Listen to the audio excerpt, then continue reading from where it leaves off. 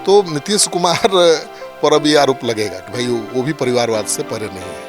हालांकि नीतीश कुमार की मजबूरी थी, लाना ही था पार्टी बचाने के लिए। अगर निशांत नहीं आते तो पार्टी को बचाना मुश्किल था, क्योंकि उनकी जगह कोई दूसरा नेता है ही नहीं जो पार्टी को आगे बढ़ा सका। निशांत के राजनीति में एंट्री पर रोहिणी आचार्य ने नीतीश से पूछा, चाचा जी कहां चली गई आपकी थ्योरी। नमस्कार, आप देख रहे हैं सिटी पोस्ट लाइव। मैं हूं सृष्टि राज।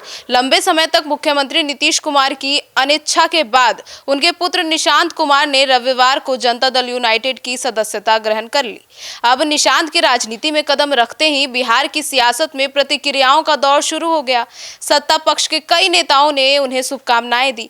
बिहार के प्रमुख विपक्षी दल राष्ट्रीय जनता दल सुप्रीमो लालू प्रसाद की पुत्री रोहिणी आचार्य ने भी निशांत कुमार को बधाई दी और साथ ही और भी बहुत कुछ कह दिया। अब आइए विस्तार में जानते हैं चीफ एडिटर श्रीकांत पितु सर से कि आखिर रोहिणी ने बधाई के साथ नीतीश पर तंज क्यों कस दिया। सर देखिए, उन्होंने मुख्यमंत्री नीतीश कुमार पर परिवारवाद को लेकर तंज कसा है। रोहिणी आचार्य ने अपने सोशल मीडिया प्लेटफॉर्म एक्स पर पोस्ट करते हुए लिखा है कि चाचा जी, दूसरों पर परिवारवाद का आरोप लगाने वाली आपकी दलील और थ्योरी अब कहाँ विलुप्त हो गई। उन्होंने आगे लिखा है कि आपकी कथनी और करनी में हमेशा बड़ा फर्क रहा है। सच कहूँ तो आप राजनीतिक और वैचारिक विरोधाभास की ऐसी प्रकाष्ठा रहे हैं जिस पर यह कहावत बिल्कुल सटीक बैठती है, पर उपदेश कुशल बहु तेरे। रामचरितमानस की पंक्तियां उद्धृत की हैं।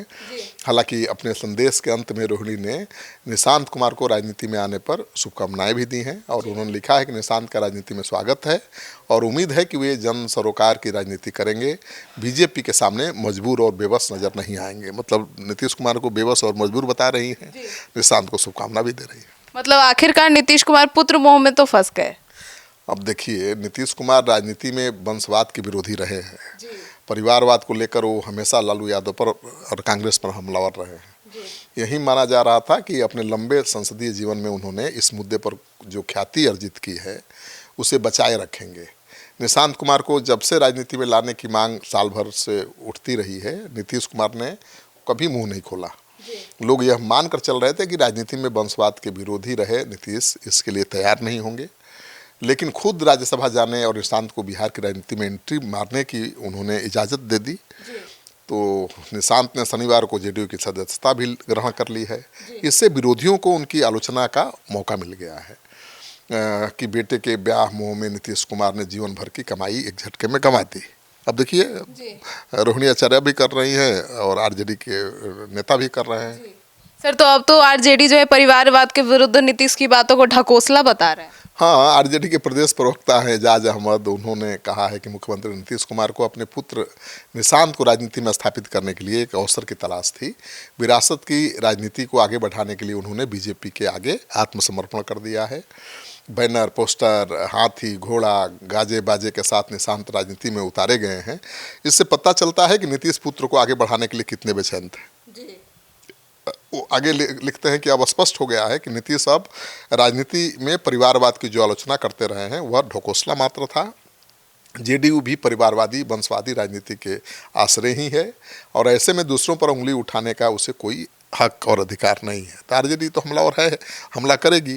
देखिए, नीतीश कुमार ने दो भूल की है अपने राजनीतिक जीवन में मेरे हिसाब से।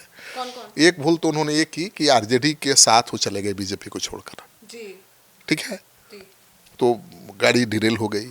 और दूसरी बड़ी भूल की उन्होंने कि आरजेडी को फिर छोड़ करके, जब उनको राष्ट्रीय राजनीति में मोदी के विकल्प के रूप में देखा जा रहा था, इंडिया गठबंधन बन गया था, तो वो राष्ट्रीय विकल्प के रूप में देखे जा रहे थे, मोदी के विकल्प के रूप में देखे जा रहे थे, फिर उन्होंने बीजेपी का दामन थाम लिया।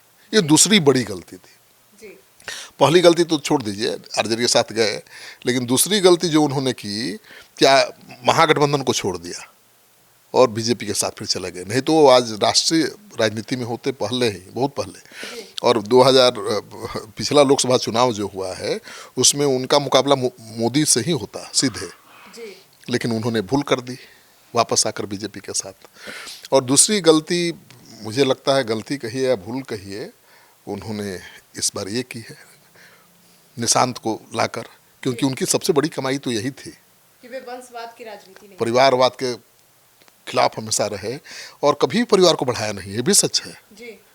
निशांत कहाँ कभी चर्चा में थे, कभी कोई विवाद से कोई नाता नहीं रहा, बहुत शालीन, बहुत सभ्य और धार्मिक भावना वाले पुत्र है। ऐसे राजनेता के पुत्र कहाँ मिलते हैं। तो नीतीश कुमार पर अब ये आरोप लगेगा कि भाई वो भी परिवारवाद से परे नहीं है। हालांकि नीतीश कुमार की मजबूरी थी, लाना ही था पार्टी बचाने के लिए। अगर निशांत नहीं आते तो पार्टी को बचाना मुश्किल था, क्योंकि उनकी जगह कोई दूसरा नेता है ही नहीं जो पार्टी को आगे बढ़ा सके।